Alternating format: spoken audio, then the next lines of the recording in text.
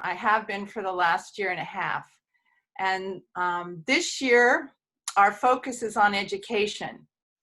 So first of all, I would like to encourage you to visit our website, youngleaves.org. That's one word, youngleaves.org. Interestingly enough, don't visit it tonight at 9. We heard from the webminder that Blue, what's the name of it? Blue, whatever is the web, is going to be doing maintenance for a half an hour. And I thought, isn't that funny? I'll advertise that web and then it'll not be available. So anyway, once more, it's youngleaves.org. So you can go there and be inspired and then get something into Bill tomorrow for Seishura. How's that? On that website, there's a lot of information about haiku, the founders, and there's a contest that's held every year. And I don't see Dennis Noren on this screen. Dennis, are you here? Yes, Dennis, I'm here. are you here? Oh, good. Dennis Noren and Rob are huge supporters of Yuki Teikei. And as president, I have to thank both of them for their tremendous support of our organization. Rob has always been helping me as president with things that I need and helping me with the firehouse and so on. And Dennis, as the one who works on maintaining Markham, is a huge support of Yuki Teikei. Markham is where we have our library upstairs. Wonderful little library that's maintained by Clistus. Clista, your face isn't on here. Are you? Clistasini is the one who maintains our Yuki Teikei library upstairs. So speaking of Dennis Noren, he won our contest 10 years ago, our haiku contest. And his haiku continues to be one of my favorite, and it's so timely. I'm going to read it. Tell us, hazy moon, which lunacy will you send to our fragile town? Tell us, hazy moon, which lunacy will you send to our fragile town? Amazing haiku. Thank you, Dennis. So I feel very fortunate to be a member of both Poetry Center San Jose and Yuki Teikei Haiku Society. And I thank you, Rob, for inviting me and Roger to represent Yuki Teikei tonight and haiku. And at this time, Roger and I want to acknowledge the heart and soul of our Yuki Teikei Haiku Society. It's based on the traditional Japanese haiku societies in which there's a dojin. And we've been fortunate to have 2 dojin. One, Patricia Mockmiller, who's been with the organization for over 40 years and is the heart and soul and workhorse of Yuki Teikei. And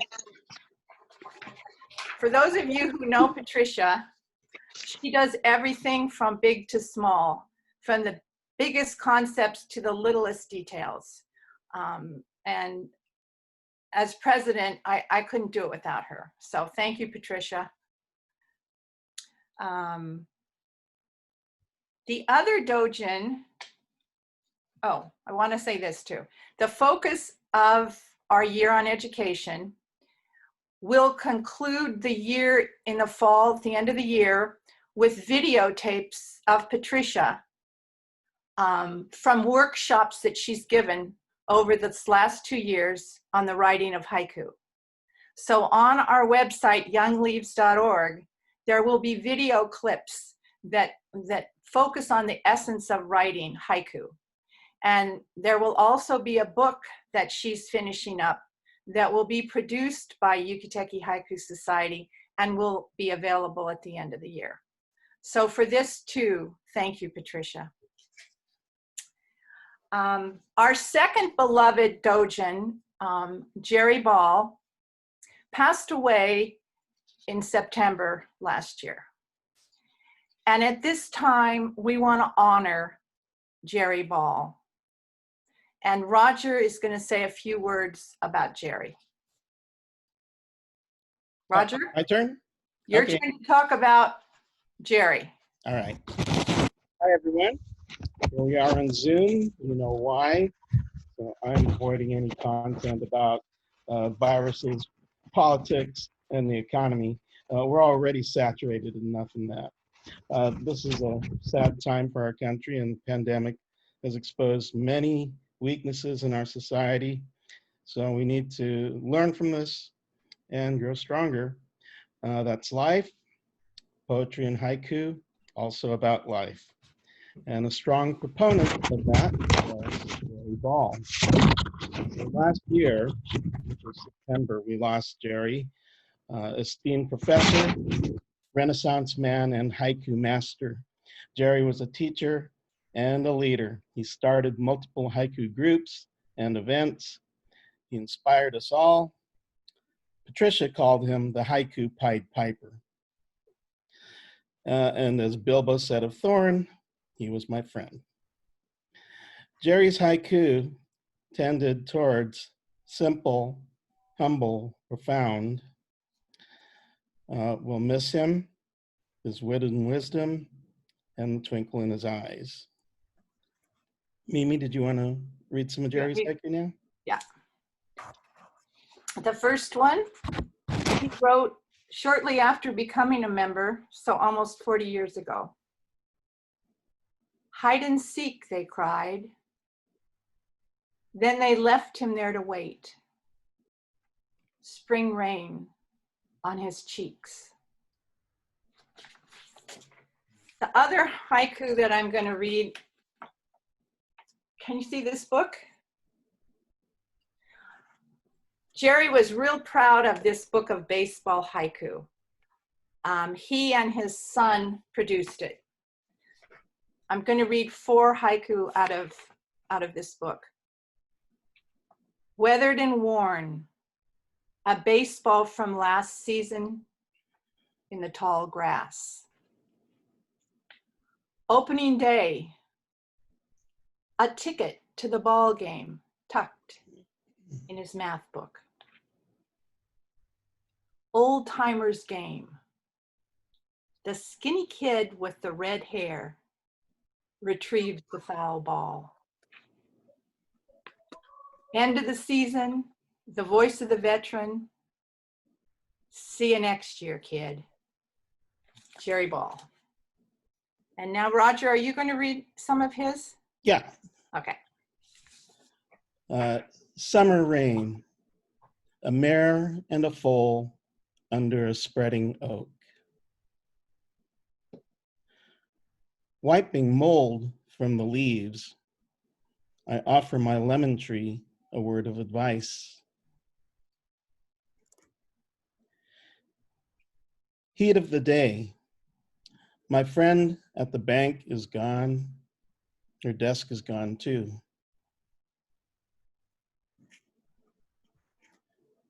Summer evening. A park ranger's brief lecture about wildflowers. Jerry often liked to give us haiku gifts like this, written on pieces of bark that he would find during our events. So I think this one came from one of the Asilomar retreats. Winter begins and comes tumbling down the hillside. Thank you. Mimi? So once more, a little plug for Yuki Teikei Haiku Society. We are a part of Poetry Center San Jose. We're a very welcoming, warm group, and I would encourage any of you that are interested, please contact us, check our website. We would love to have you. Now I'm going to read a few of my haiku. As Rob read my bio to you, I'm really more interested in process than product. And really, if I had my way, I would only talk about process and maybe read a few haiku. But I'm going to do a 50-50 here, and a little bit about process and a little bit with product.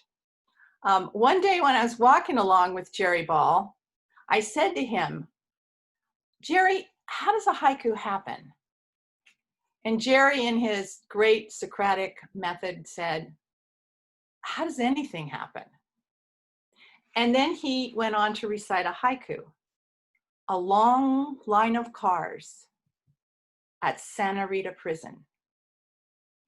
Easter Sunday rain.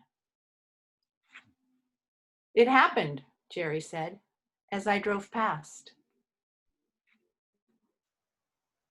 It was Easter Sunday. It was raining. There was a long line of cars in front of the prison." And then he said, "This haiku knocks me out." And I thought, yeah, it knocks me out too. So that conversation prompted me to look at my haiku in terms of how did they happen. And I started analyzing them in terms of how they did happen. And I put them into categories, and I made up names for the categories. So far, I've come up with 7 different categories. The first one I call fast food haiku. It comes from the idea comes from the poet Naomi Shihab Nye and her poem Valentine for Earnest Man. Here are the first lines of her poem. "You can't order a poem like you order a taco. Walk up to the counter and say, 'I'll take 2, and expect it to be handed back to you on a shiny plate.' I find these fast food haiku hard to do. They're the result of somebody giving homework for a workshop or me trying to write to a prompt. And even though they are hard, I do like some of them that are the results. So here are some of my fast food haiku. April rain. The toddler too sings a little song. Both all in white, posing for a photo. The bride, the heron. White stitches on indigo fabric, this starlit night. End of summer in the grocery cart, front porch light bulbs. End of summer in the grocery cart, front porch light bulbs. School begins, the sharpened pencil behind her ear. That one kind of kills me right now, the poignancy of it. The second group I've named duet haiku. They contain words I've lifted from a song, a conversation, or an email. "Still me," she replies. Winter sun. She asks me to think of her healing. Soft spring rain. Yellow hibiscus, my sister's easy laughter as we walk along. Yellow hibiscus, my sister's easy laughter as we walk along. Please take me home, our sister says again. White chrysanthemum. Nothing more that he could have done. Winter rainbow. Normally haiku are read twice, but for some reason it's feeling better to read them once. Is that working for? Okay. The third I've titled Patchwork Haiku. They're the result of 2 separate parts, 2 totally separate things that were rattling around in my head that I was trying to finish a haiku, and all of a sudden the two came together as one. Pink camellia, so light, it's almost white. A shy child. Dancing herself into a circle, the earthworm. Wildfire. The shield she's wearing inside herself, lest you forget her strength. Summer rain. Beyond the gate with white paint peeling, the summer sea. A field of sunflowers rising to a standing ovation. The next category I call my 24/7. They come anytime, day or night, and they come pretty much finished. We sew the first batch on my granddaughter's sash, red-breasted robins. The way Mom floated, a single camellia, this clear glass bowl. Never ready for summer. Melted butter. Pumpkin batter. The burn mark on Mom's wooden spoon.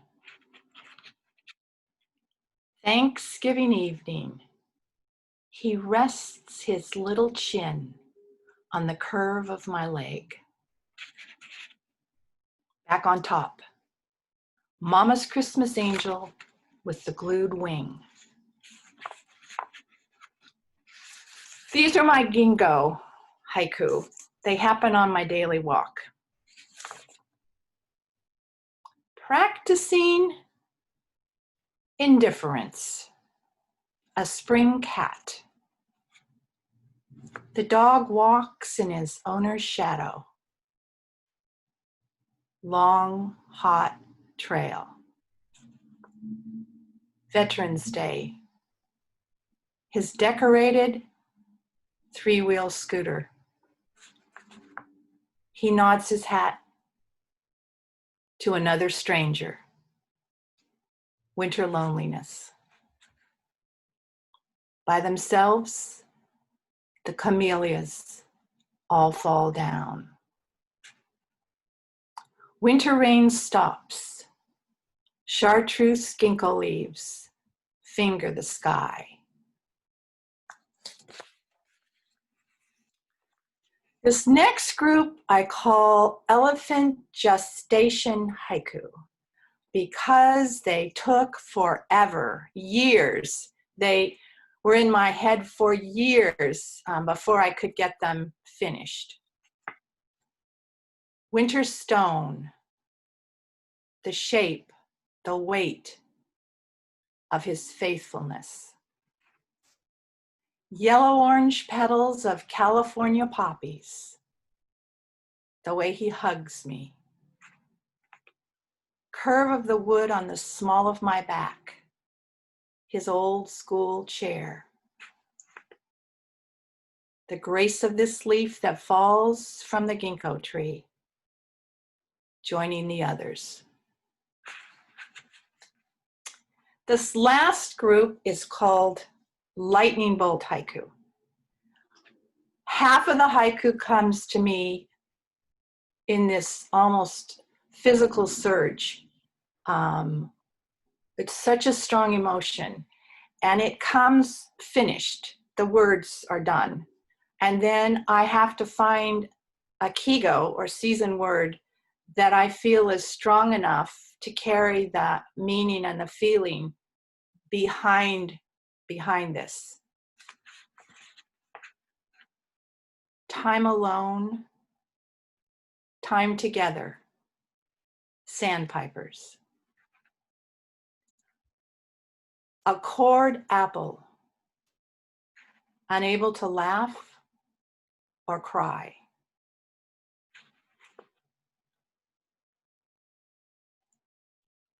unable to explain wisteria. Unable to explain wisteria.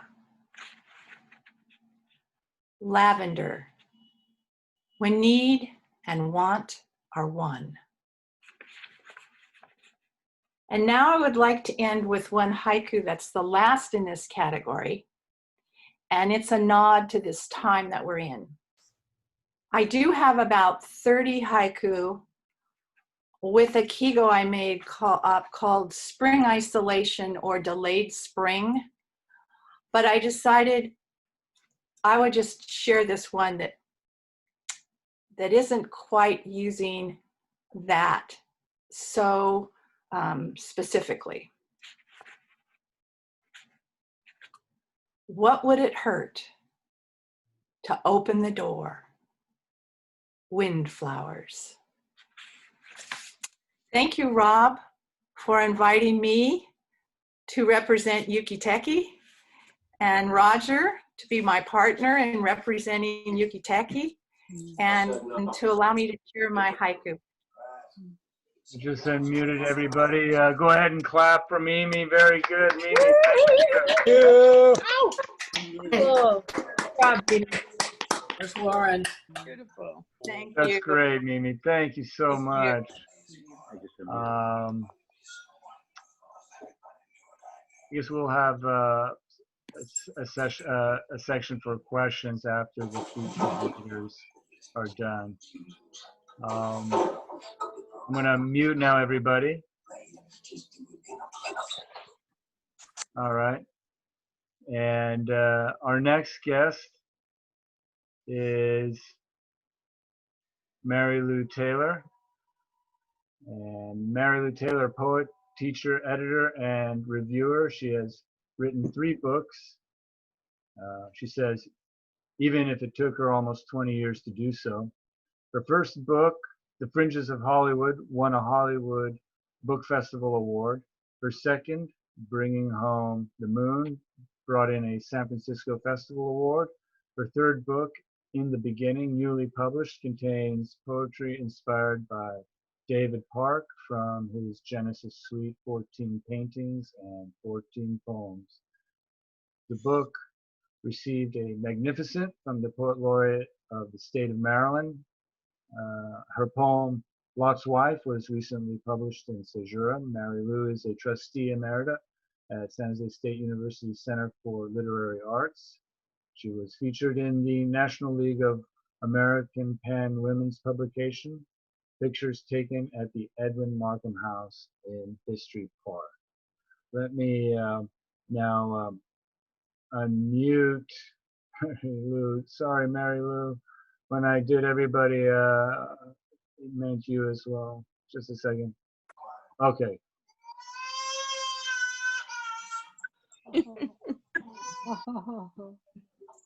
Can you hear me, Mary Lou? She's on mute. Oh, she's on mute. All right, there we go. Can you hear me now? She's still muted. She's muted. Should I mute myself? Oh, there you go. No, you're live. Good, great. Okay. I'm on? You are on. All right. Thank you for the nice introduction. Even if I did write most of it. I feel good about that. I want to thank Joe Miller and Robert Message for all they have done for not only Poetry Center San Jose, but also for sure what we are doing tonight. You know, just this kind of thing is so great, and your group is so good. So I hope this works out for you, Rob. I hope this works out. And Bill Cazzini too, thank you. It's a great group, and I hope you're all members or plan to be. let's see, I was going to start with In the Beginning, which is my last book, but I'm going to start with the new one, with the old one. And the first one, you probably can't see too well here, but it's The Fringes of Hollywood. I came from the fringes, definitely the fringes. And I lived there from the time I was 12 until I got married and moved away. So there's a lot of Elizabeth Taylor and all the stars in here, but there's also one poem that I'd like to read.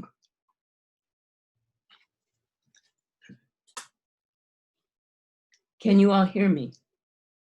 Okay, good. It's called 50s Girl. How did I miss it? I was there.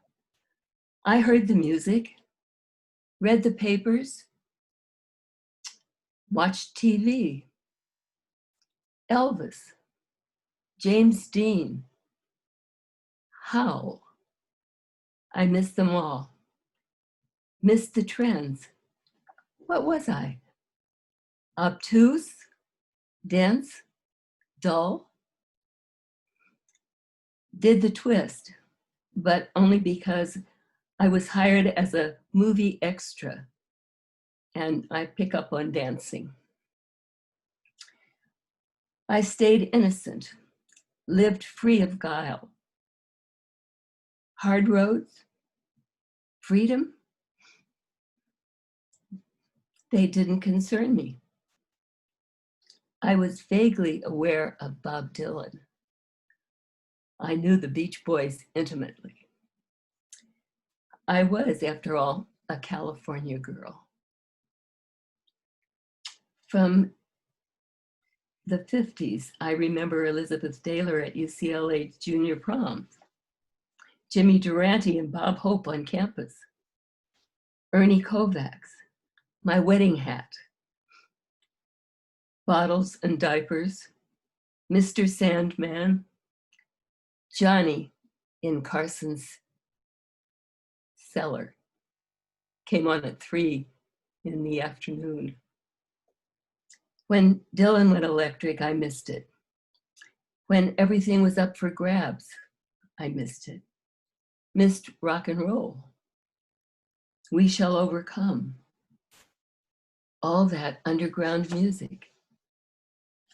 Janis Joplin, Jimi Hendrix, all that pain. Where was I? Came to 1970 and the decade was over. I was a 50s girl. The nearest I came to giving a thought to what was going on in the world was when we lived on Andrews Air Force Base. And I could see the Enola Gay from our upstairs window. Now I wish I had the mute off because, there are a lot of you who know what the Enola Gay was. Can you wave if you do? Yeah. How many are too young? Never heard of the Enola Gay. Yeah, there's a few of those too.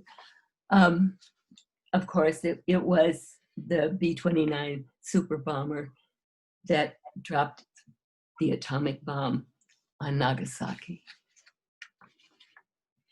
So that's just probably the longest poem I'll read, but the first one from this book. And this book's on Amazon, and my other book's, the second book's on Amazon. And I'm going to read something from it.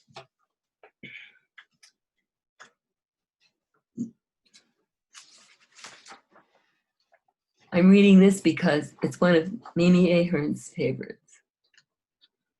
It's called Wayno Park. You must go before the June rains, before lattice branches shake their black habits, before pink confusion floats like rosy snow into a flush of petals below. Go before there's thunder in the hills. When cherry blossoms bloom, you can get drunk on spring. Japan, of course. Thank you. Thank you. And this is, and there's the cover there. You can see some of it. I don't know, can you? I can't. Not doing well. There's a big moon, see it? Yeah, okay. My son-in-law took that picture and they said, no, we can't make it into a cover for a book, but they did. So she was a good editor. I'll save a new poem for last, or one that hasn't been published for last.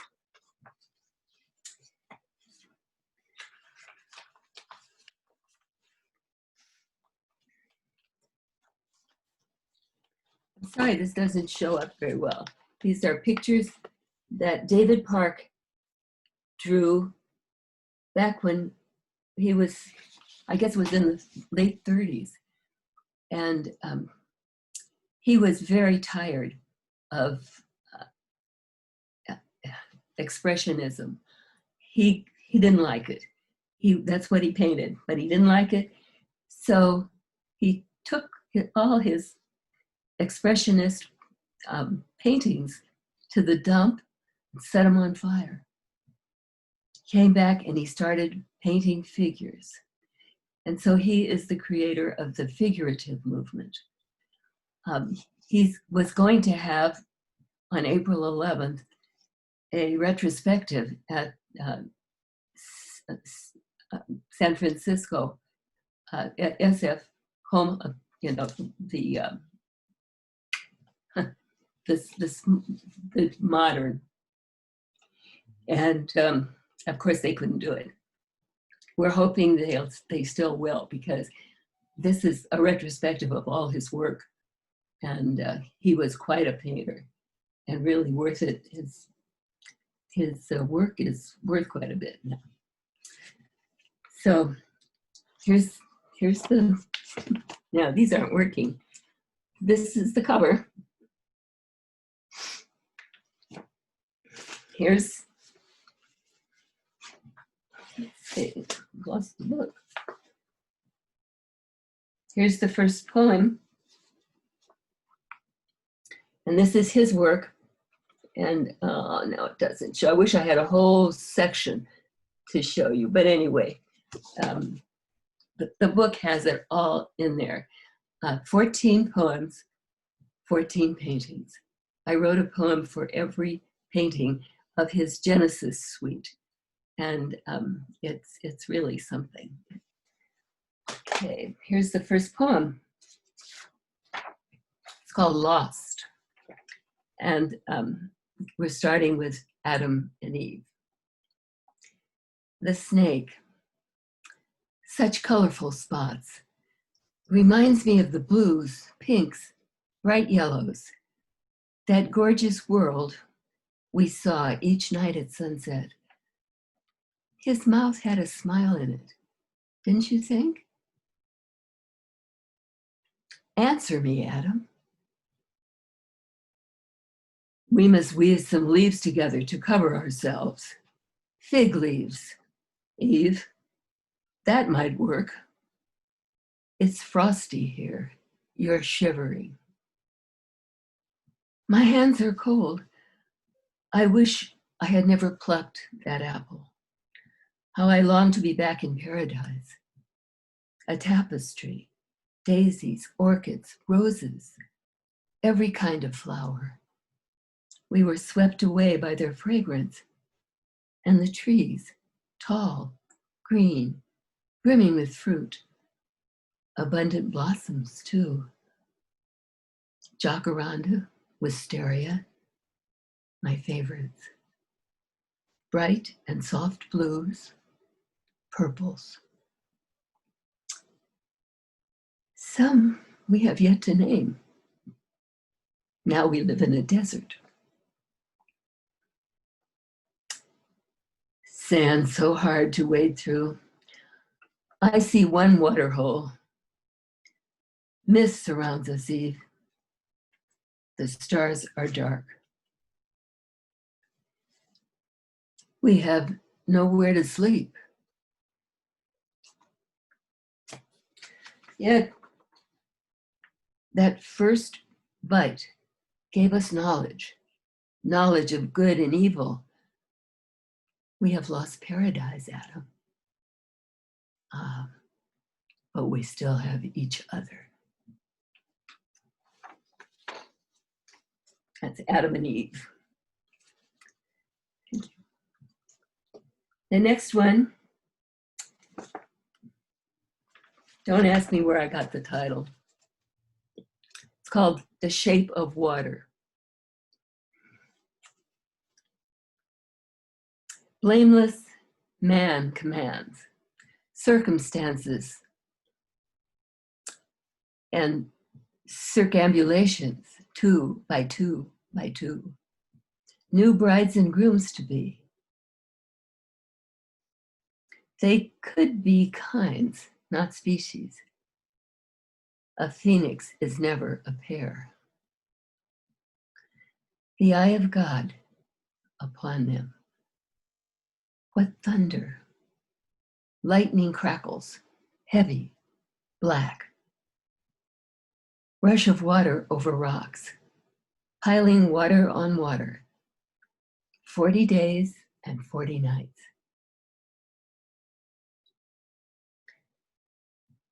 Those on land fill all rivers. Dead, they fill all seas. Flow into sorrow, darkness. Pray, watch, watch, pray. From downpour muddling the earth to a dance of drops. A ponderous vessel rests on a crag. Oh, look, look. A white bird, a fresh olive leaf in his beak. Water flows away on all sides, one kind after another. Out, looking for the green. Noah builds an altar to the Lord. These are the guys, but thank you. Number 3, I'm only going to read 5 of these.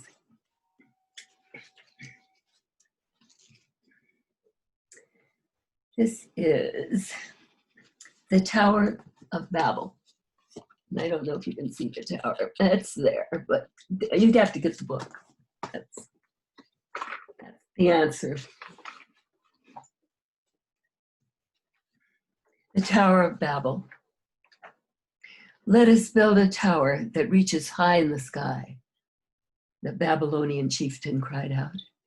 You there, gather more bricks. And you over there, what shall we use to bind them together? Let's get to work. The people babbled on, discussed, agreed.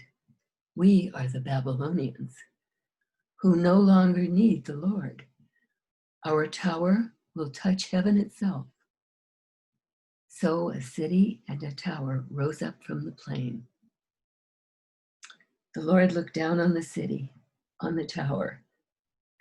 These rabble-rousers have done all they desired, and now they will plan even more.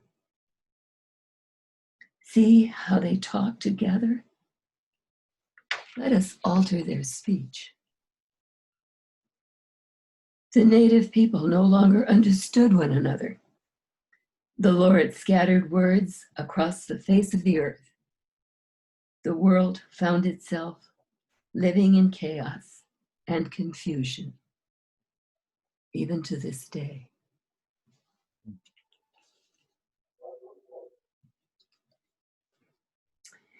And here's my last poem from that. It's called Lot's Wife. I was really pleased when Seijura published it. I only sent one out, and there it is. It's in Seijura. So I'm looking forward to Seijura coming out in the haiku. So that was good. This is called Lot's Wife. I would never turn around. One of the angels said, "Look not behind you." Following the path ahead, I see land strewn with crumbled rock, rough hills, hot sand, and beyond, the salt sea. Lot has talked with the angels. They have agreed to let us move to Zoar. How small it is compared with my beloved Sodom.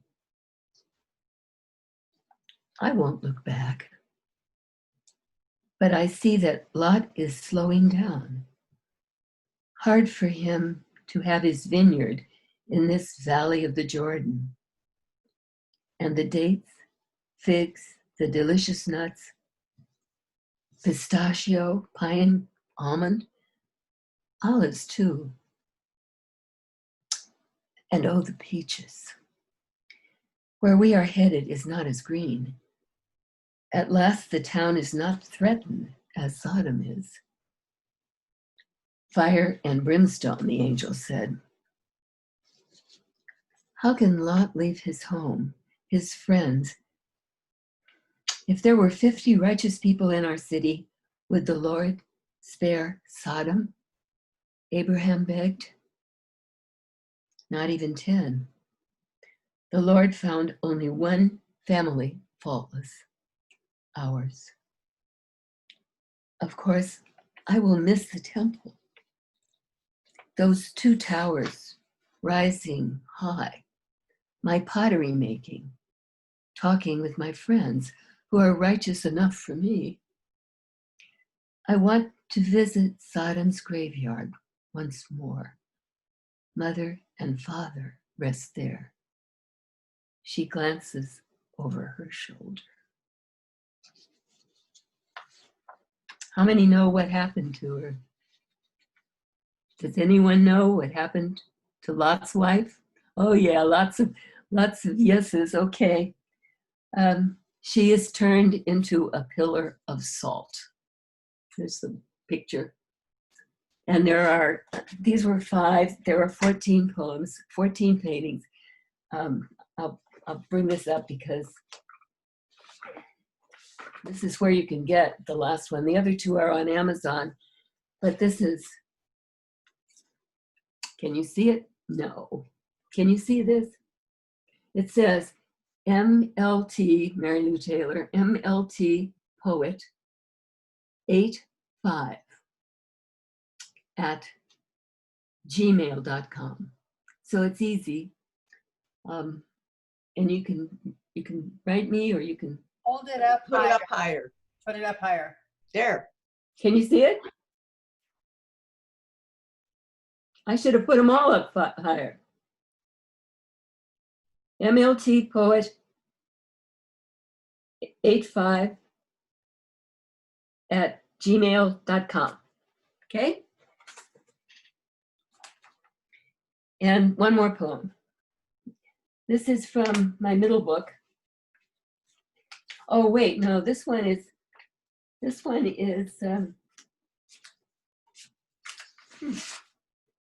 it isn't. Yes, it is. It's not published. It's called Under a Midland Sun. It's about Ireland. Through shady groves of blue oak and madrone, to bright sunlight and a wide barren land spotted with thick patches of gorse. Bare Irish land. A mountain sheep lies small against the V beyond, lets out not a plaintive sound, but almost a donkey's bray, again and again, a call from the heart. The sheep's matted head lifts with longing toward the road. Another sheep silhouetted on the verge stands a frozen minute. Suddenly, the small sheep lunges up, plunges through the growth, on, and up, until it reaches the road, butts its snout against the big sheep's backside. Now I understand. I can name them he and she. Such a human act. The wife waits for her mate to come home, sits by the fire, stands at the door, finds him, gives him a shove toward hearth and home. I watch the two make their way down the hill and back toward me through the gorse. In the lead, the ram, the ewe following with docile step and lowered head. They turn together and stand above me.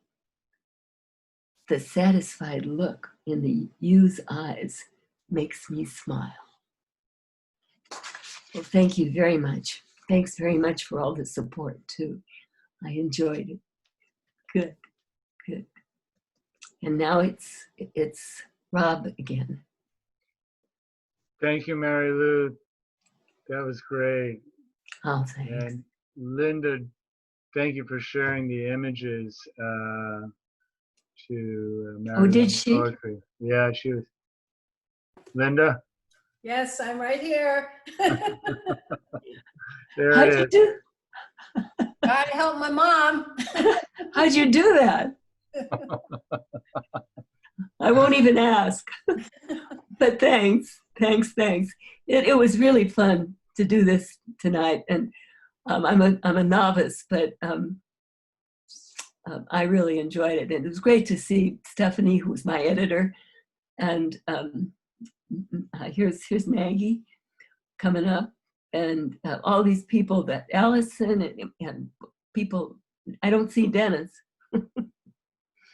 but thank you all for being here.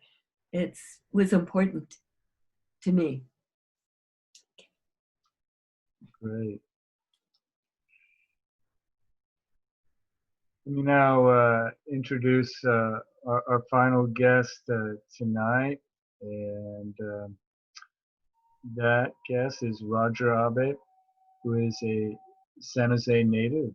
He grew up in a walnut orchard in Los Gatos and left San Jose State with a BA in English Lit. He has spent his last 30 years as a San Jose Park Ranger, bringing poetry to the parks as part of his interpretive repertoire. The annual spring haiku reading started in 1992 with Yuki Teikei Haiku Society. We'll continue this May, but let us know a little bit about what's going on, Roger, on that. And he is a past president of Yuki Teikei and current member at large on the board. He enjoys writing and teaching haiku. His favorite forms are haibun and haiku sequences. Please now welcome Roger Abe. Hey, Roger, can you hear me? Yes. Thank you, Rob. Great. Yeah, we had our spring reading on Saturday because of our situation. We weren't able to meet in the park, but we did another Zoom meeting like this, and we hope to be doing more Yuki Teikei things on Zoom. So that went great. Okay, I'd like to start with one more thing on Jerry. So we lost Jerry, I think, in September. This is in July. Carload of Yuki Teikei friends drove to Sacramento to visit the American Haiku Archives in the State Library. The primary mission was to acquaint Jerry and his wife Sandy Ball with the staff and how they handle donated materials, because Sandy was going to undertake a considerable task of sorting Jerry's lifetime collection of books and memorabilia. The return trip hit rush hour traffic, and Jerry, who loves music, turned the conversation into singing songs. In the heavy traffic, we were a lighthearted group. Beaver Moon. I am the very model of a modern major general. Okay. So that, if you didn't know, is a haibun, and I'll be reading a few haibun, which are combinations of prose and haiku, and some sequences. Here's a few standalone haiku. Early plum blossoms. A flock of bird song rises from the treetop. First green of wisteria, we begin shelter in place.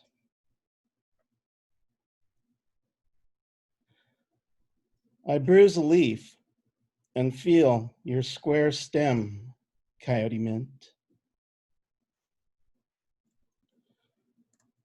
A warm spring day in which Pooh learns what Tiggers love best. Anybody remember? It was Rue's medicine, extract of malt. Come sun, come wind, I'm safe inside, silkworm cocoon.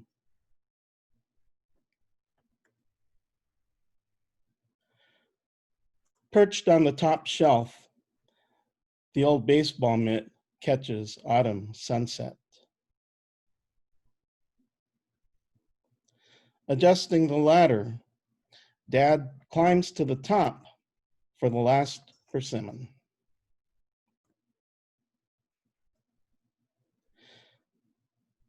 My cookie is round, yours is a star under one moon.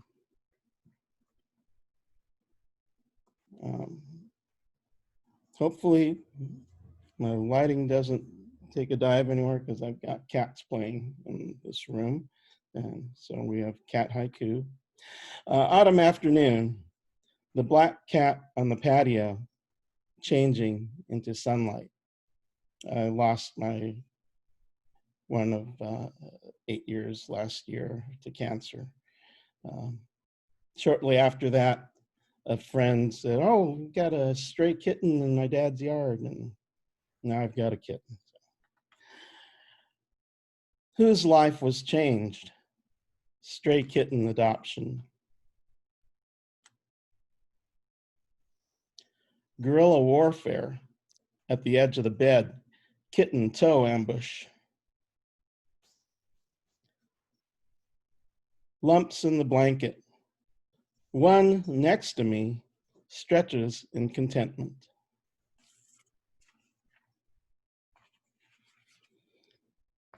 So everything I'm reading today is pretty much local and pretty recent. It's all last year, this year, because I'm so disorganized, it's the easiest stuff I could find for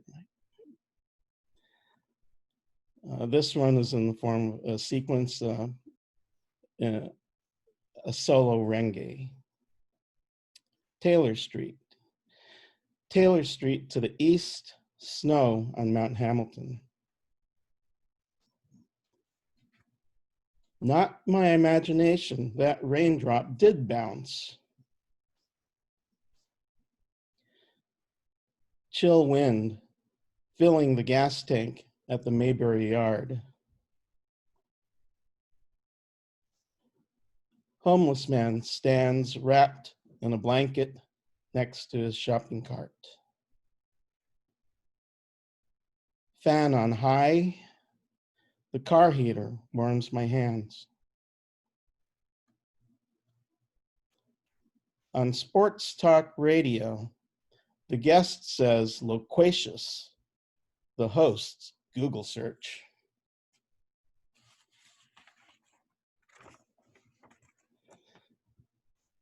I officially retired from full-time rangering last year and had been working part-time until recent events. And I had hoped to do some more volunteering with the Santa Clara County Open Space Authority. If you haven't been to any of their preserves, they're open and they're great places for fresh air and recreation. Some of their nicest preserves have limited access.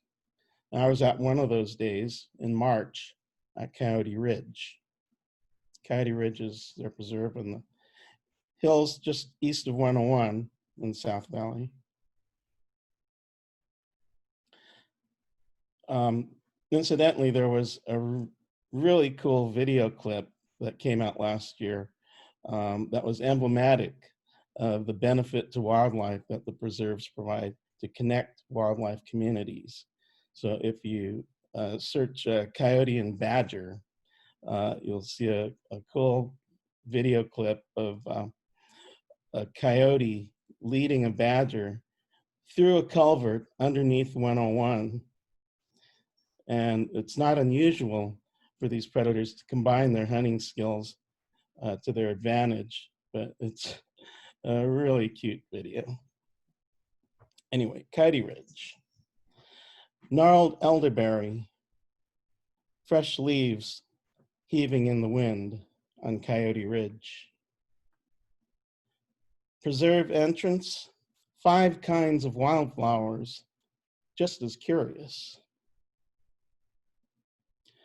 Fresh mowed trail, peppergrass and purple sanicle. Please don't stomp on us.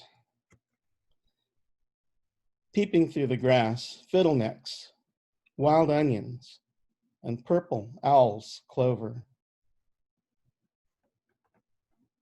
Clouds drape the tranquil slopes of Mount Amanum.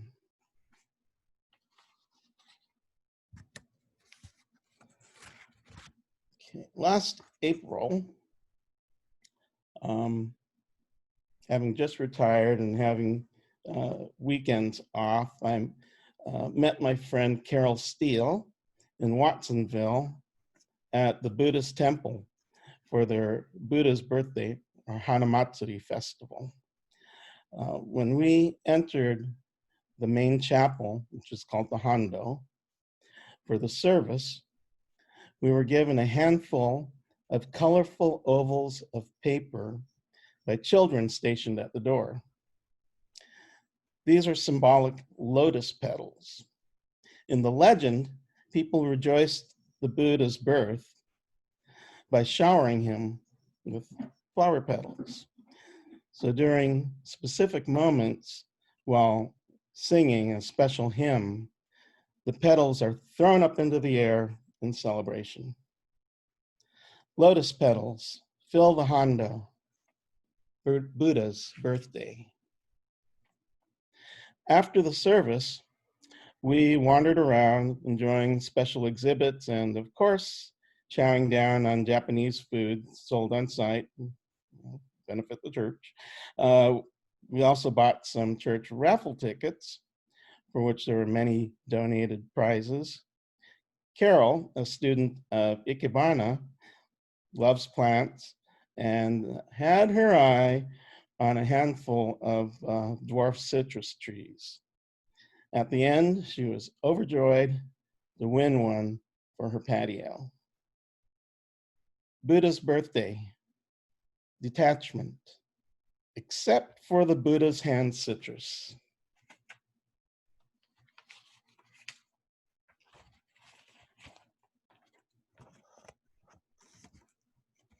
This is another Haibun. I awoke sleeping in my childhood bed. Shuffling into the dark hallway, I found my father huddled over the roar of the gas wall furnace. Go, make breakfast, he said. I wandered into the kitchen, examined the shelves. What do you want? How about some pancakes? On one shelf, I found a plate already filled with pancakes, scrambled eggs, and some honeydew melon. Wasn't that what I made for him yesterday? But he's been dead for 4 years, and that house was torn down 30 years ago. Even the maypole can't escape its shadow. Okay, prop time. Let's see. So you should be able to see that. And if you recognize it, that is the Chinese symbol. You can see it's bilaterally symmetrical. That's the happiness character twice over. That's double happiness. So in February this year, our Yuki Teikei meeting began with a guided tour of Ing the Chinese temple of 5 gods in History Park. During that tour, we saw the double happiness symbol. I'm going to give you an abbreviated form of the legend. So a student was en route to take the governmental examination. He fell ill on the way and had to stop, and he was cared for by a doctor and his daughter. The 2 young people fell in love, and on his departure to continue on to the examination, she gave him half a poem. I'm going to give you that poem later. At the exam, the student scored the highest grade, and the emperor gave him, the emperor was very pleased with him, gave him another half a poem to complete. And when the student heard the emperor's poem, he realized that his girlfriend's poem was the perfect fit to respond to that. And he read that back to the emperor. The emperor was delighted and awarded him a very high position. So the student and the doctor's daughter were married, and the joined happiness symbols, characters, was the symbol of their marriage, which people still use to this day, expressing joy and unity. So here are the 2 half poems. So the emperor's poem was, red flowers dot the land in the breeze's chase, while the land colored up in red after the kiss. And the doctor's daughter's poem was, green trees against the sky in the spring rain, while the sky set off the spring trees in the obscuration. So at the end of our tour of the temple, I offered up this History Park haiku. 2 children climb on board the winter trolley, double happiness. 2 children climb on board the winter trolley, double happiness. Thank you.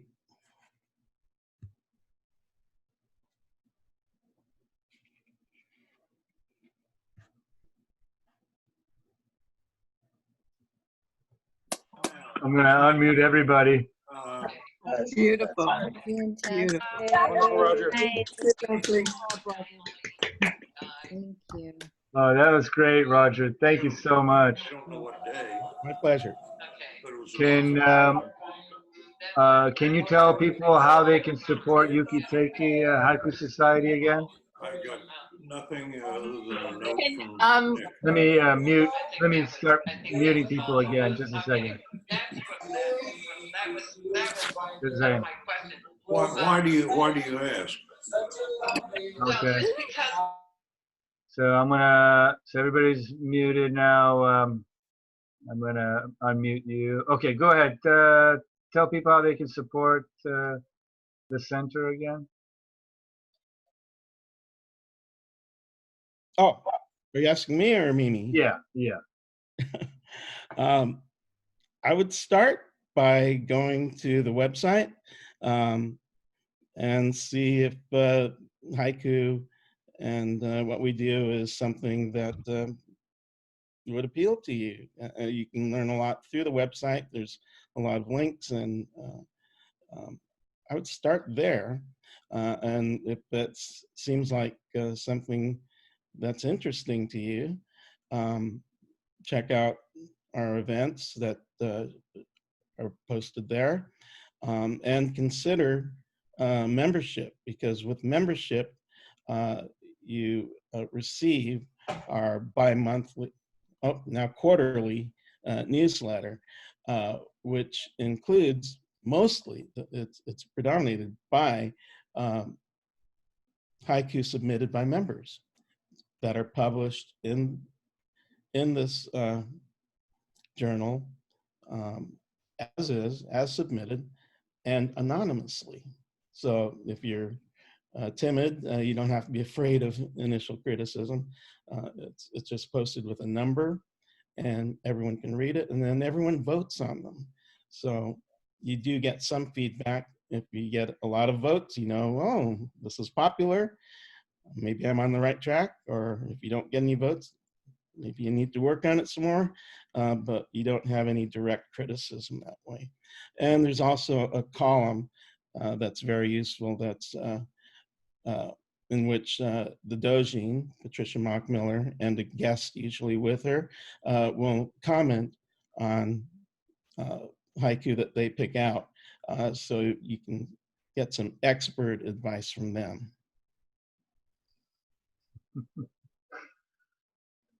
Thank you, Roger. Patricia, did you want to add anything to what Roger had to say?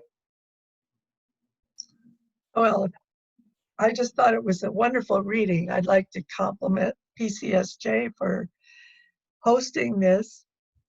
It was wonderful to see all of you and to hear your wonderful work.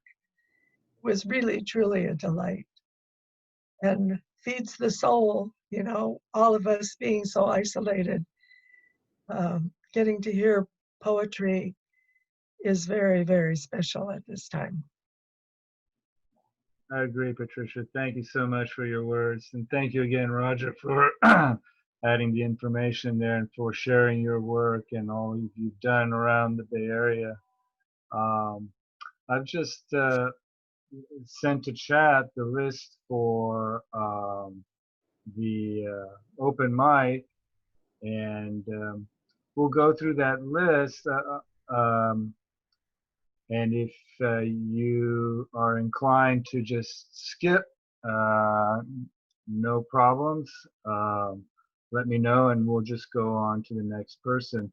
And oh, it's Maggie Diamond, not Maggie Diamond.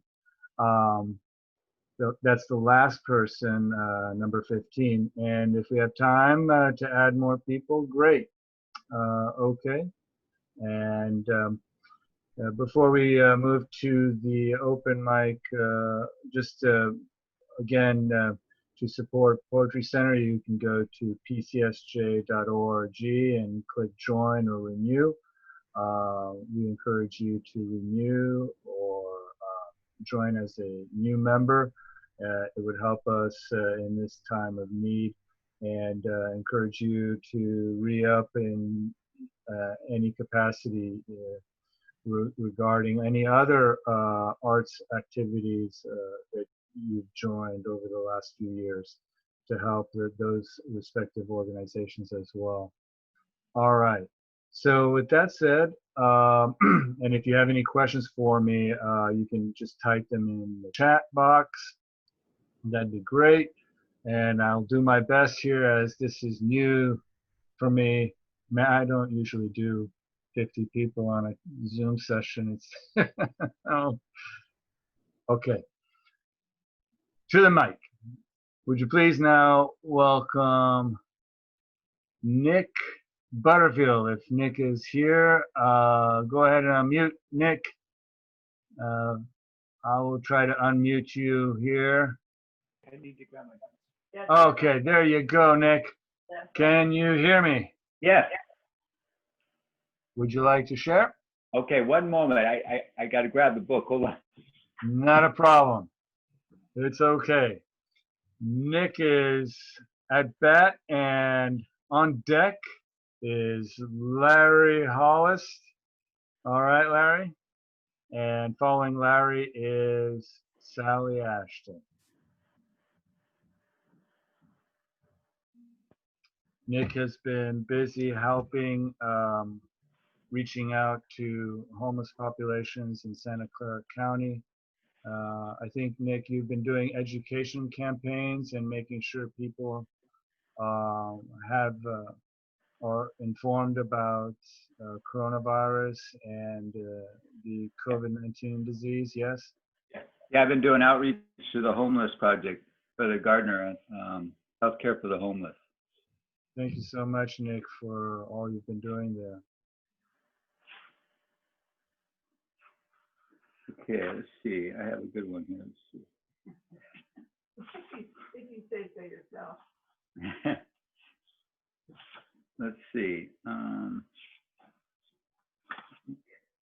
This one is. Oh, should I just do a couple of little short ones? Is that okay? Sure. Okay.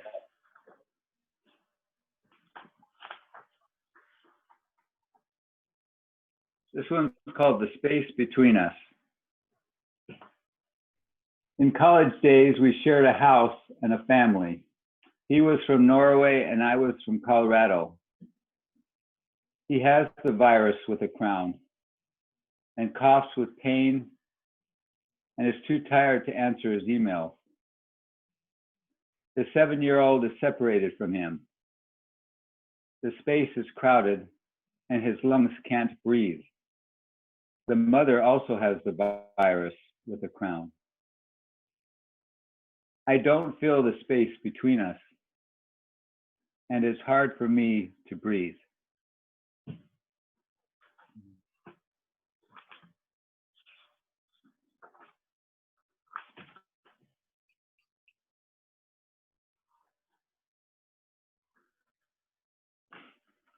This one's called When a Virus Rages. 140 people got laid off. I didn't, but 140 people got laid off at where I work. I heard the footsteps soft approaching my office door. Along with 139 others dismissed, I wasn't thinking about the future. I was thinking about the 20 years I never heard the footsteps coming.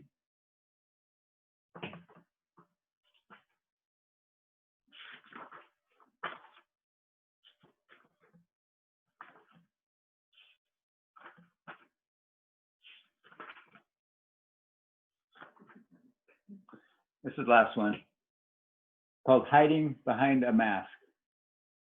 Peering through a small window, revealing our need. Wondering what another's might be. Fear replaced by isolation. Isolation stripping off our air of self-sufficiency. The nose sensitive to kindness.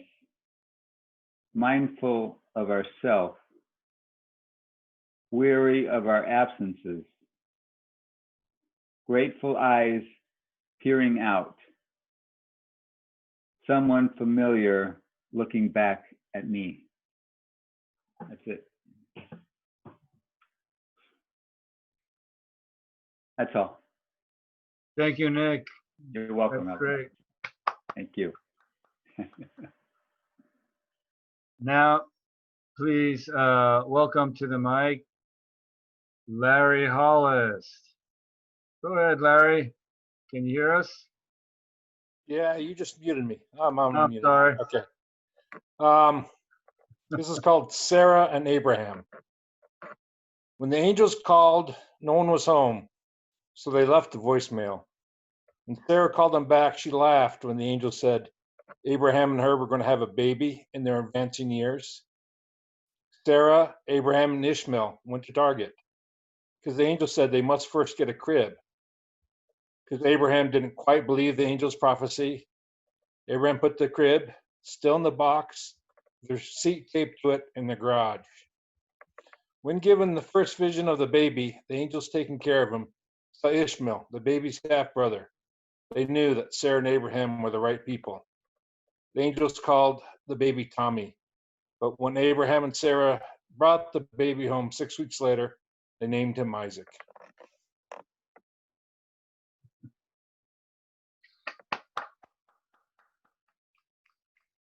Thank you, Larry.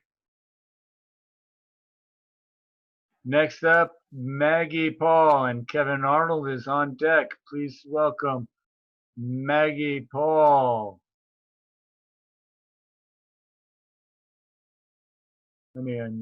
Okay, can you hear us now? Yes, thank you. Welcome, Maggie. You're Thank you so- you're watching from Santa Cruz? Yes, I am. Thank you Cool. so much. Gosh, I've loved this. Okay, I guess I'll read one poem.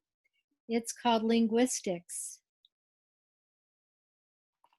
I like my silence because it's mine. Let the sea speak without interruption for once. Let it slur its words and swallow syllables the way we do when learning a new language, trawling for sounds, then pulling them back, aware of their imperfection. It was imperfect how we lay together without touching, once the truth tumbled out, how the blanket was used as a fence between our past and our future, but the bed pretended to be one world. You told story after story in two tongues and mistook my silence for a kind of love. Perhaps it was a kind of love, though not the kind you grew to expect. It had thunder and trembling in it. So much goes on beneath the surface that the tide never washes up. Let's not underestimate the sea, its beds of coral and dark cave secrets that lie there. Perhaps it is we who are imperfect and love a language which, from time to time, is not meant to be ours.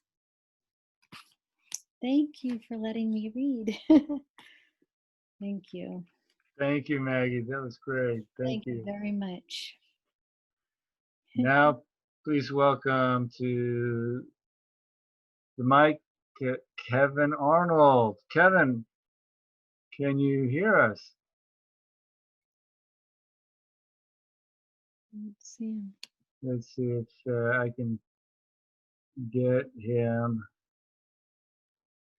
Where is Kevin? Just a second.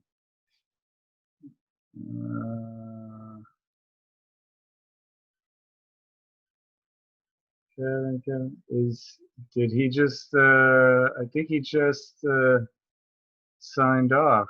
I don't see him. I don't see him either. We'll come back to Kevin and see if he'd like to participate. With that in mind then, and Pushpa's not here, and Danny Hong is not here, and neither is Jing Yang. Nancy Meyer is up, and on deck is Linda Lappin. Nancy Meyer, would you like to share a poem? Is she here? I think she left too. Okay. Linda, are you here? I just unmuted you, Linda. No?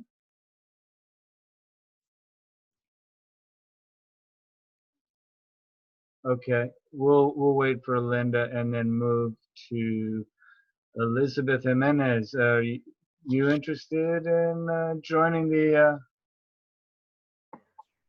Yes, I'm here. I've been listening. Great. Would you like to share a poem for the open mic? Sure. All right. Thank you. I've been enjoying your poetry. Thank you, everyone who shared, and everyone for being here. I have two poems. One is called "Cross the River of Blood." I wrote it kind of about my love for my daughter.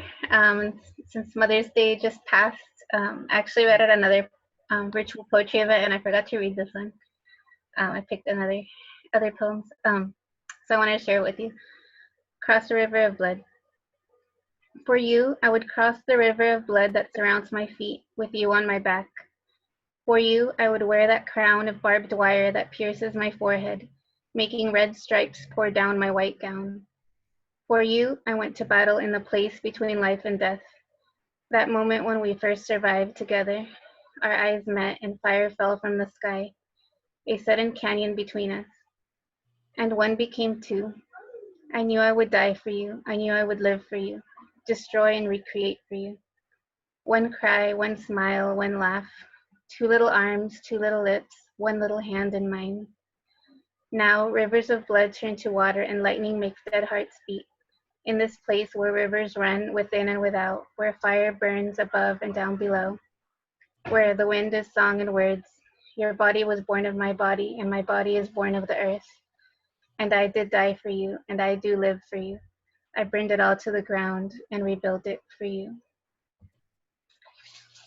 So that was one. Thank you for listening. I'd like to share another one, just because I know, like, during the situation with the pandemic, like, a lot of people are alone right now. I'm lucky to have my daughter with me. But I know it's hard, to be away from family and friends in our communities. So I wanted to share a poem from a time that I was just feeling like really down, and a lot of poems that I write when I feel really like upset, I like write it out, and they always end with like a bit of hope in it. So I want to share it with you. It's called Truth. To find the truth, I could walk out into the rain. Wet, I'd feel it in the cold rushing into me, through my feet and chest. It would clasp my throat and swell my head, so my words would be stuck, flint knives in my throat. To tell you the truth, I would swallow them, let them pierce the growing moon monster in my chest, fall heavy in my stomach. I would spew up the undigested words I couldn't speak. In truth, I would feel the sharp emptiness. In my emptiness it would grow, taking nourishment from my body, taking warmth from my soul. The truth is, I'm afraid to give it a name, afraid it will go, afraid it will stay. Truth. Leave it alone, it will emerge. To hold to the heart, to feel a nameless space, to be held, that is the truth. And that's all. Thank you for listening. Great. Thank you, Elizabeth. Thank you for sharing those poems. I'd like to circle back to see if Danny Hong Danny, would you like to share?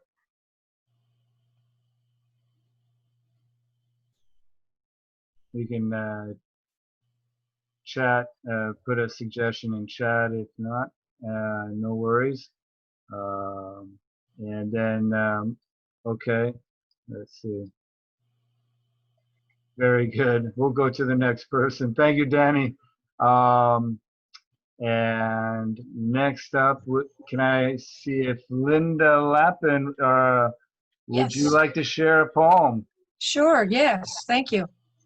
Great. Okay, where am I? Okay, this one, here we go. A novel Lenten practice.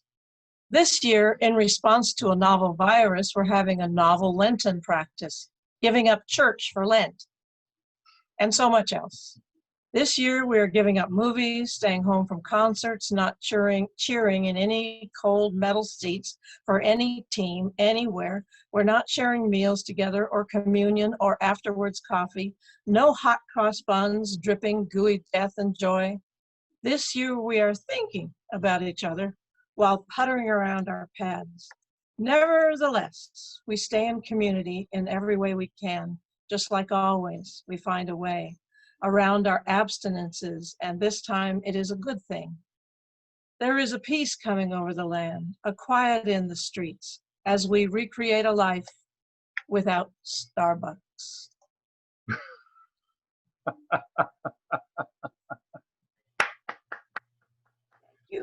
Linda, thank you for sharing. Yeah. Be well. Yeah. Next up, please welcome to the mic, Amy Meyer. What? I don't think I signed up for anything. Should I read something? Okay. If you would like to share, great. If not, no worries. I can. I can share my son and to-be in-laws, and I had a little family poetry open mic for Mother's Day. So I can share what I read then with his permission.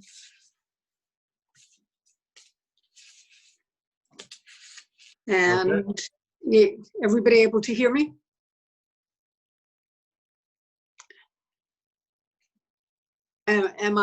Is my mic unmuted? You are good. Okay. It's called Emptying the Nest. When he left for college, carrying a silver-skinned laptop, some t-shirts, and blue jeans, same pencil-drawn cartoon still hanging above his desk, same guitar amp on the floor next to the bed, with the same sports comforter he was so fond of, and on the dresser, same fuzzy brown bare lamp he would not let me replace to reflect his changing age. Glancing in his room, it felt as though he might have just stepped out, like I might come home to the sound of the same fast finger guitar riffs.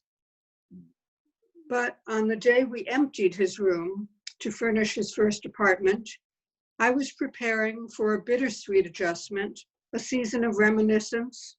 Sure, I had rehearsed all possible emotions and combinations of emotions. Concentrating as I was on endings, I never saw it coming when he said, "Will you be all right? I'll come visit." When he said, "You did a good job raising me. Thanks for everything," and climbed into the U-Haul. I saw the child unfold the man right there in front of me. Then I released the breath I had been holding since his birth.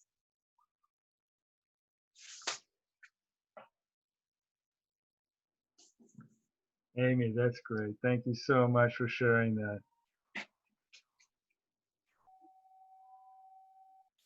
Next on the list is Conrad Zavio. Is Conrad on? No, Conrad has left, which brings us to now please welcome Maggie Diamond. Hi, Maggie. Hello. Great to see you. Miss people. This is lovely. Okay. This is my most recent poem. It's called Bluebirds. Following the path, a path, the same path, in circles over and over, blue flashes in my peripheral vision. What was that song about bluebirds in the spring? Another day, another lap. I see the bluebird land on, then descend into a cavity about 8 feet up the trunk of a lacebark elm. Do bluebirds nest in cavities? The oracle says yes. New day, same path. Bird plucks worm from the grass, flies to the lip of the cavity and disappears. I follow, stand at the base of the tree, hearing the squiggly chatter of babies feeding. Even on tiptoe, I cannot see inside the nest. I must imagine the blind and scrawny newborns growing larger as each day passes. Each day. Stop and listen. Keep on the path. ritual forged in chaos, and then silence one day, another day, like all the rest, except for the silence. Once there was a robin's nest outside the bedroom window, the fuzzy chicks eaten by the neighbor's cat. Come back to the present, the sunny, silent park. Western bluebirds fledge how many days? The oracle says average 19 days. It has been that many loops around this path. Unfathomable, but nowhere as absurd as the final tally. This sobering realization at least permits me to believe that the tiny songbirds have flown off. I am at peace with this thought. And yet, months later, same park, same path, I will miss them still. Thank you. Thank you, Maggie. Wow, that's great. Thank you for sharing and joining us. Yes. I'm going to unmute everybody and see if anybody would like to share. Everybody's unmuted. Is there anybody? Janine, I see Janine is waving and Brandon is waving. Yay, Okay. Brandon. Oh, there's All Nick. right. Great. And we'll start with, I'm going to mute everybody now, and then we'll start with Janine and then go to Brandon. And then if you'd like to add, put it into chat if you'd like to add yourself to the list. Okay, and then I'll look for that as well. All right, so here we go. I'm going to mute everybody, and then okay, Janine, let me unmute you. Okay. Tomatoes scatter from huge bins as the trucks take the too tight turn. The sandy shoulder strewn with the green, the yellow, the red, the rotting. Asphalt splotched with smears and skins, roadkill for vegetarians. Bridge built from an erector set of pierced steel pieces. The perforations frame parts of bright blue sky, of clouds thin and high, of sunny leaves, of tree limbs rough as scarred tar oozing down the trunk, pooling among the roots. A slight steam rises from the surface of the sun-warmed slough. Water smooth as glass. On wakeboard, water skis, we slip across the wave the boat makes. The boat slows as we pass the long, drowned town, the smooth, seductive surface where houses sit completely underwater. Now power poles show only half their height, like crosses at half-mast. Near where the water goes underground to slink past fields, forests of trees settle into aquifers. Hyacinths float close to shore, pale pink flowers open, inviting propellers to their doom. Twilight fades from deep red to charcoal gray. A great blue heron lands on the opposite shore, like a giraffe calf with knobby knees on two long legs. It sprawls among broken underbrush, settles itself for the night. Yeah. Thank you. Thank you, Janine. Thank you so much. Welcome. Okay, now please welcome to the mic, Brandon Liu. Go ahead, Brandon. Can you hear me? Yeah. Great. I'll go ahead and read two. Okay. This one's called What Comes After. No fire lasts forever. It all eventually subsides, consuming all as we ride the wave. Beautiful fire. Terrible, terrible fire. You take life and nourish what is left. What will you give when we are gone? The water I dream of ends in flame and shadow. These days, the world seems all too small for me, almost claustrophobic in its tightness, a compressor hacking us all together without room to breathe and air to think for ourselves what it is we can do for each other. The second poem I'll read doesn't have a title yet because it's still in progress.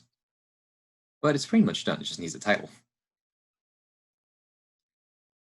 You could find me naked on the floor, and I would forgive you for seeing me, so young and apologetic.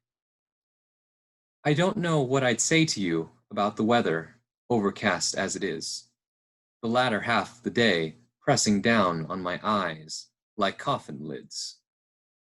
Would you close them for me? We could reenact a movie, the one where the soldier marches on in memory of his fellow compatriot, the bullets flying in crisscross patterns like birds awry at sunset. Don't be upset with me if I drown in the dirt we piled up in the front yard. I'm already halfway to being buried alive, and I don't need to be reminded of the other half still gasping for air. Thank you.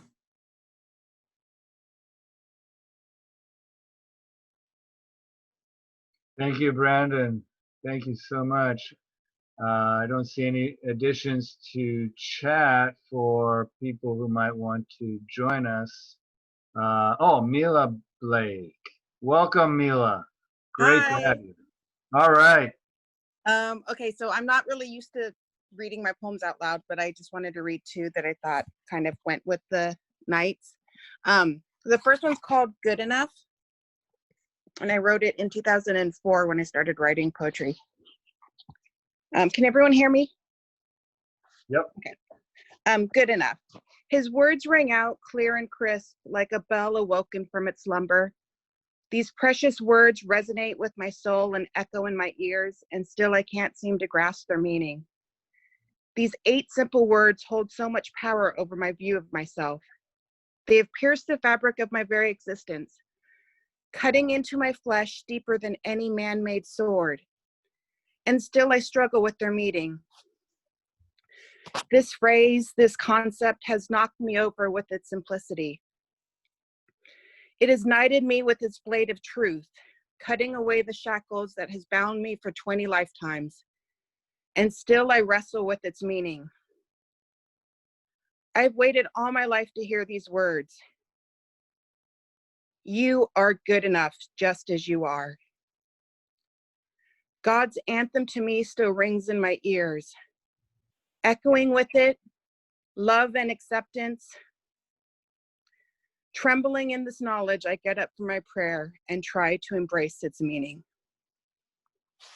That was good enough. And then this one is called A Year in Reflection, but it's kind of very symbolic of like what happens at the end of the year when we're kind of thinking back of what's happened and then with our poetry. A Year in Reflection.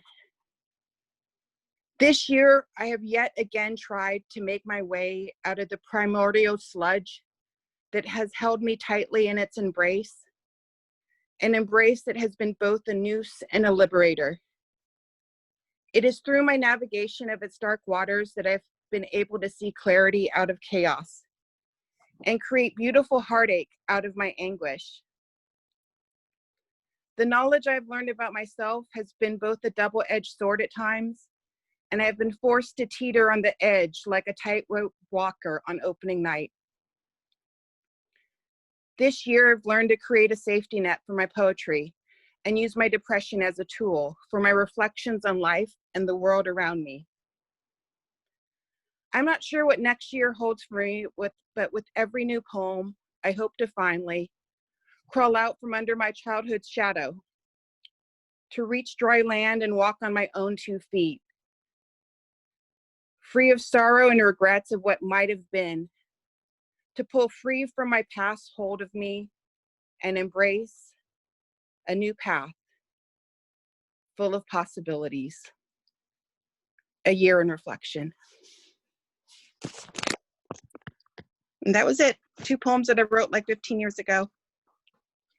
Thank you, Mila, for joining us and for sharing in the open mic. Thank you so much. I'm going to unmute everybody. All right. Yes, I think Diane Glass says it nicely. Thanks to everyone for the wonderful readings. Really, thank you for joining us all here, and thank you for attending our reading with Mimi Ahern and Roger Abe and Mary Lou Taylor. Thank you, Mimi. Roger, again, another round of applause. Mary Lou Taylor, where are you, Mary Lou? There you are. Great. Yeah, it's beautiful. We'll be back next month on Zoom for Well Read, and for more information, just watch for emails and look at our website. And from Works San Jose and Poetry Center San Jose, there it is. Sorry, Joe, your hand is below my hand, but we'll meet hand to hand. So I wanted to say that there will be a third Thursday. I just haven't figured out exactly what Lisa wants to do. So that's Great. May 21st. That is right. That's coming up next. Great. Thanks, everybody. Third Thursday with Rochelle Escamilla from the ether of Zoom. Otherwise, it would be at Willow Glen Books, Willow Glen Library, for those of you new to Poetry Center San Jose. So look for that. That will also be on the website, and we will have registration information. Right, Linda? Yep. Yeah. And it'll be much like this. So great. Very good, everyone. Thank you so much. Thank you, Thanks. Rob. Thank you, everyone. Good night. Great audience. We'll have this on Bye. YouTube, Great posted audience. soon. Thank you. Good night. Be well. Indeed. Everyone, Great be well. audience. Be well.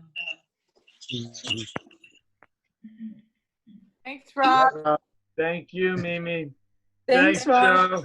Fun. Thanks, Mimi. Bye, Mary Lou. Bye. Bye-bye. Thank you, Roger. Bye-bye. Thank you, Mary Lou. That was sure fun. Yeah. Thank you, Patricia. Nice. All right. Really Janine, nice good job. to see you again. All right. All right. Bye. How do we go off? I'm going to be on forever. Listen to that.